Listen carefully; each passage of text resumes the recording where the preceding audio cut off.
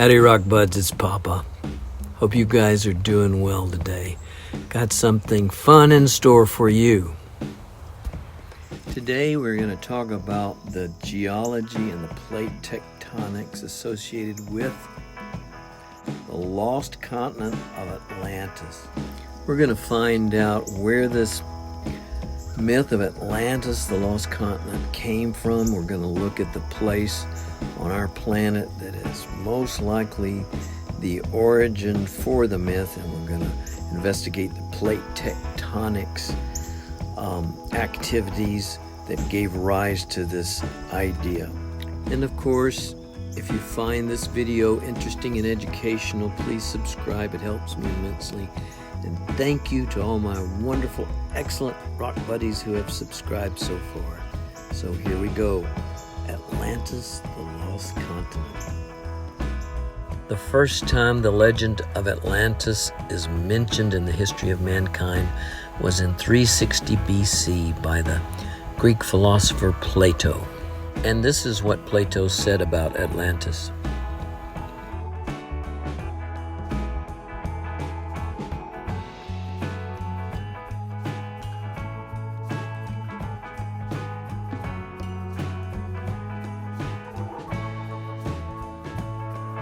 Hey Rock Buds, one of the places that resembles Plato's description of Atlantis was the ancient city of Tartessos, also called Tarshish in the Bible. And it was located just west of the straits of Gibraltar, which were the gateway to the Mediterranean Sea. And it was located in southern Spain. The other place on the planet that meets Plato's description of Atlantis, and especially its catastrophic demise, is the island of Thera, also called Santorini, which is located in the eastern Mediterranean Sea between the Greece mainland and the island of Crete. Now, Rock Buds, the ancient city of Tartessos / Tarshish, just west of the Straits of Gibraltar, fits Plato's description of the location of the lost continent of Atlantis. On the other hand, the island of Thera / Santorini in the eastern Mediterranean fits very well Plato's description of the catastrophic destruction that blew Atlantis apart and sank it beneath the sea. In 360 BC, when Plato wrote his description of the legend of Atlantis, both Tartessos and Thera had been long gone for about 1,200 years, but their legends had survived by passing down stories. So I believe that Plato's description was a combination of both of these places. And since we are focused on plate tectonics activities, we're going to look more closely at the island of Thera / Santorini. So here is the island of Thera / Santorini today. It's got a permanent population of about 15,000 people, and it's a big tourist destination.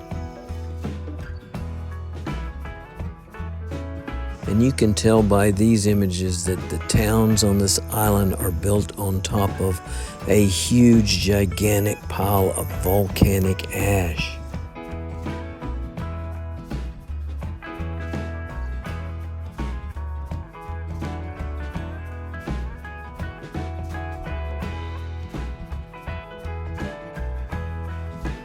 Not only that, the island is a volcanic hotspot and subject to explosive eruption at any time.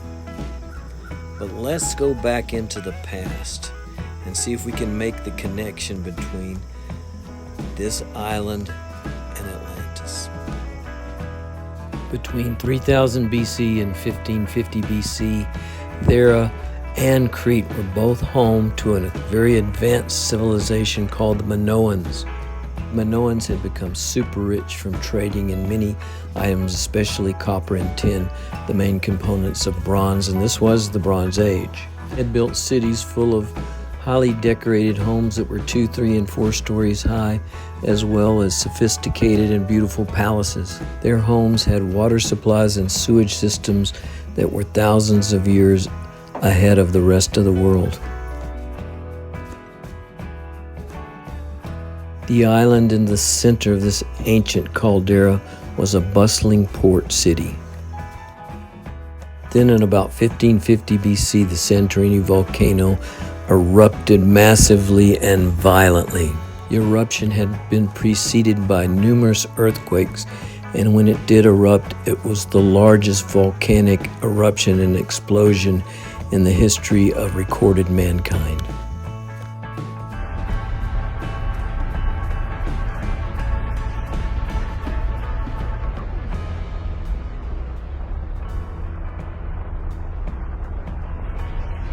Then came a series of massive tidal wave tsunamis that washed over Thera and also Crete, wiping out every living thing. Minoan civilization was destroyed forever. The tsunamis were caused by the massive power of this explosion and also by the rocks that fell into the ocean. Just like when you throw a pebble into the water, you get a series of concentric rings.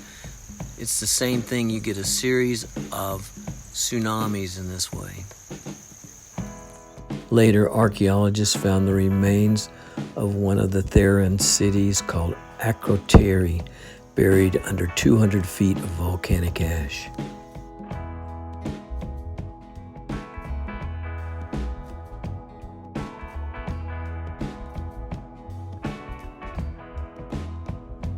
Santorini volcano has erupted 9 times in the past 2,000 years. It's still an active volcano today, and there are active volcanoes all around the Mediterranean. So let's look into the plate tectonics reasons for all this.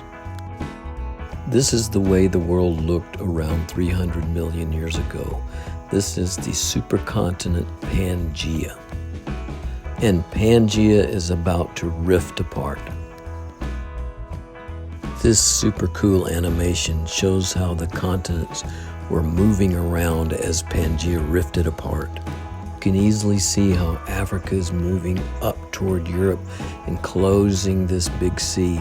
It will eventually become the Mediterranean Sea, where the red arrow points. As Africa moves closer to Europe, the ocean between Africa and Europe is eaten up by subduction. See where it says African plate? That hunk of ocean crust is being subducted underneath the island of Sicily and the boot of Italy. And see where it says Adriatic plate? That piece of ocean is being subducted under both Europe and the eastern coast of Italy. The funky red lines with the triangles on them are the geologist's way of showing what piece of terrain is being subducted beneath another piece of terrain. This little example should be useful to you if you want to go back and look at that map again and review the subduction zones.